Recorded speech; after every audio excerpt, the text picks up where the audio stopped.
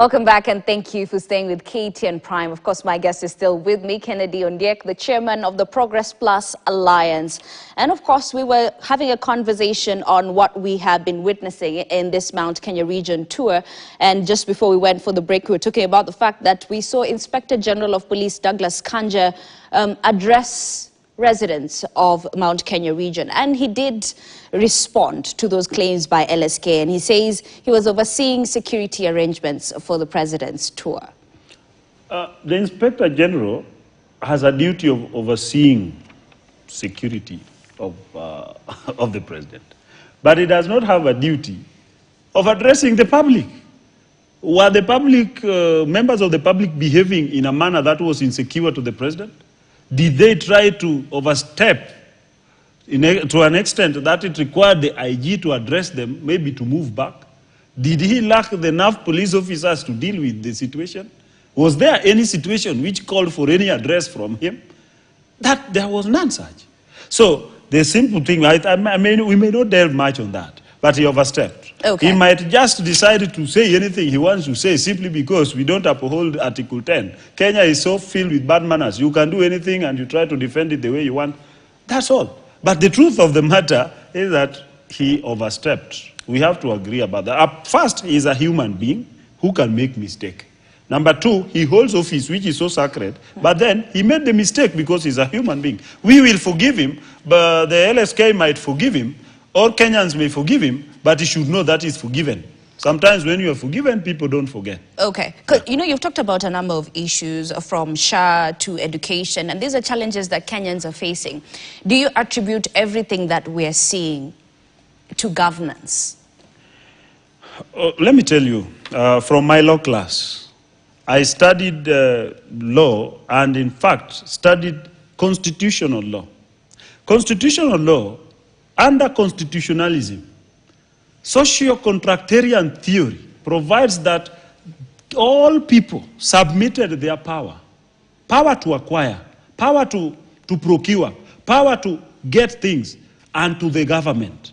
So that the government had now a duty to the people.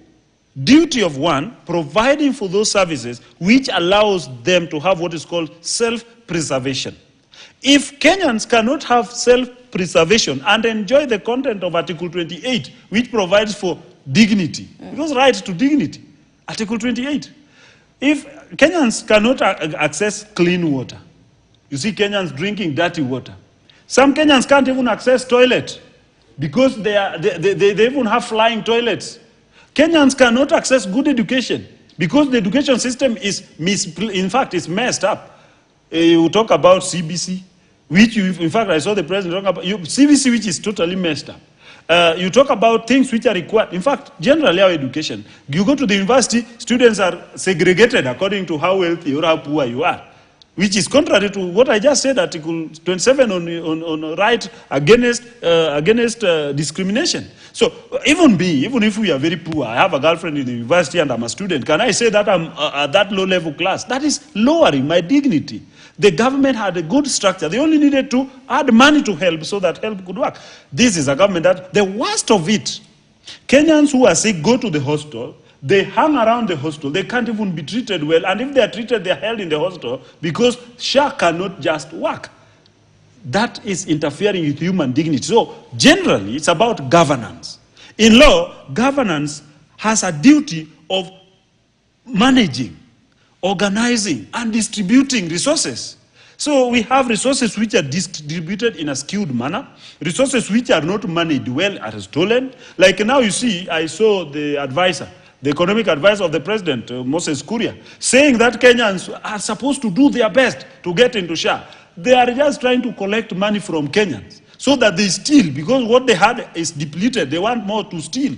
They want more to go and travel around the country. So if we have a governance structure which is not in itself respecting the fact that the persons who are being governed require such services necessary for their self-preservation, how do you call that kind of governance system? A failed governance system, a messed up governance system, a system which should even cease to exist, but we must wait for the constitutional time.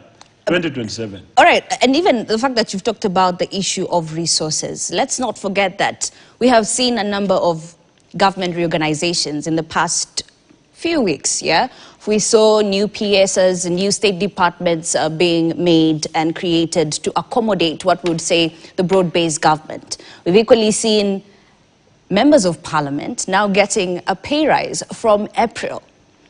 Would you say the people or Kenyans are on their own? Actually, Kenyans are purely on their own. As we speak, Kenyans are not having it. In fact, we have a rogue parliament. And I think when we were here, when I was here last, I said the parliament we have has failed both the president, the people, and the governance system of the country, which is the constitution. They have failed the constitution, they have failed the president, they have failed us. Because, one, we are talking about a country where we don't have money to take to SHA, and we are begging Kenyans to pay SHA, 300 shillings or 500. And then you are adding members of parliament such huge amount of money. I will be in parliament one day, but I'm very sure I will not demand that too much money. Number two, it is not about members of parliament only who earn too much in this country. We have few individuals who earn excess. Some who don't even know their jobs. Some are just incompetent, but they still earn too much.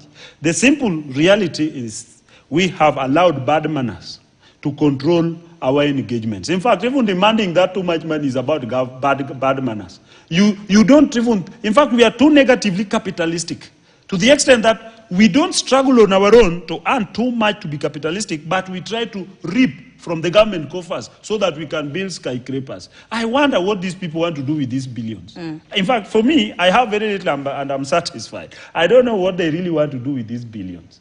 One day we will have presidents and leaders who really understand that we need to change this country, like Traore. We can see what he's doing. I just wonder why we can't just do things right. If you're a member of parliament, must you carry all that too much money to go to a funeral? Because that's why MPs want more money, because they are putting it in the form of mileage. Why do you want to travel in Gazalas? When some of us who are also at the caliber, in fact, even some more learned than those MPs, we even run around the town using Bolt. Must you be in a Gazala? In fact, that's why I'm even saying this siren should be removed, so that these people who have Gazalas, they don't spoil for us travel on the road. Pay, which does not even make sense. So we are supposed to be a country where we are ruled by principles. And the principle number one, good manners, Article 10. If we ensure Article 10, we are going to ensure the benefit of Article 43. Because good manners will stop corruption. Good manners will stop tribalism. Good manners will stop nepotism. Good manners will stop unnecessary demands like that one which are being made by MPs. And then Kenyans will enjoy good health, good water, clean environment, clean security, and everything. You protect the president too much, including IG going there, yet Kenyans are being kidnapped. You don't know who is kidnapping them. Kenyans are not even sure whether they will move from their house to the next door because you don't know when you are going to be hijacked. You talk about the issue of corruption, and even at the beginning of this conversation, you equally talked about the issue of corruption. I mean, there needs to be more than just good manners, right? Because you and I may not share the same values. You're dealing with people who have different values. How will you tackle corruption as the opposition? In enacting our constitution and so promulgating it in 2010, we had national values and principles of governance. National. When we say national, it is something that should be national. It's not individual. That's why it's not private values. There are private values which now form the normal vices which people commit. But you see, bad manners is what was being protected, because you must remember how our constitution was developed, how we came into this new constitution. We came into this new constitution because we had Kenyans who were not able to be given jobs simply because of their names. There are Kenyans who could not even be presented to court after having been arrested. But we had this, our constitution. That's why Article 49 was inserted there, rights of accused persons. That is why Article 50 was inserted there, rights of arrested person. So that when you are defending yourself, that is fair trial, right to be presumed innocent until proved guilty. There are things which came because of the different struggle we had as a country, and the challenges now came to be brought into one single umbrella, that we need values. In fact, we don't even need chapter 6 in my view. If we can simply be good-mannered, if you are earning your salary here, my sister, why would you need more? Why would you need someone to give you money? A police officer is being paid his salary. Why must he collect money, 50 shillings from a matatu driver who doesn't have a job? He's only depending on that. A conductor who doesn't have a pay is only depending on what that matatu will make that day. The officer who knows that he will earn his salary is carrying a gun which is not even his. He's wearing a uniform which is not even. Do they even know the price of clothes? They wear uniforms which are bought by us, shoes bought by us. Then they go to the road, collect money still from us. Is that not bad manners? So the issue of tribalism, because politics is local. I'm talking, like when you come to tribalism, you know very well that you are already a minister. Why must you bring another person of your tribe when another person is also qualified? Okay, a person of your tribe might also be qualified. But you see, sometimes good manners will tell you, like the worst of it is not even tribalism. In fact, the worst which is happening in our country is nepotism. Somebody is a CEO here. He ensures that the secretary of his is either his wife or his girlfriend. And then the next person under him, director of research, maybe is his mother or his sister or his grandsister. And just like that. That is what is happening even in these ministries. You will go, the other time when Gachagua was fired, did you see the list? How was it looking like? And you see, that one which was in Gachagua's office is the same. It's the same. Go to any office, it's the same. So the thing is, my sister, if we can really understand why we made this constitution, and if we can really understand why we need a government, and if we can really understand how government should be run, then we can really not have a lot. If you go to these developed countries where they benchmark, these people have just decided to stop bad manners. In America, you can go to a petrol station, fuel at the amount you have. In fact, you fuel yourself. If you allow some Kenyans to fuel themselves, they will fuel excess. Simply because we have bad manners. But then someone might argue then, isn't the problem the voters? Because we vote for the wrong people if what you're saying is anything to go by. I will challenge voters on one front. Okay. And support voters on another front. One, we voted for the Constitution. We designed our governance system. And generally, I love the way Dr. Mutaha Kangu used to express it to us.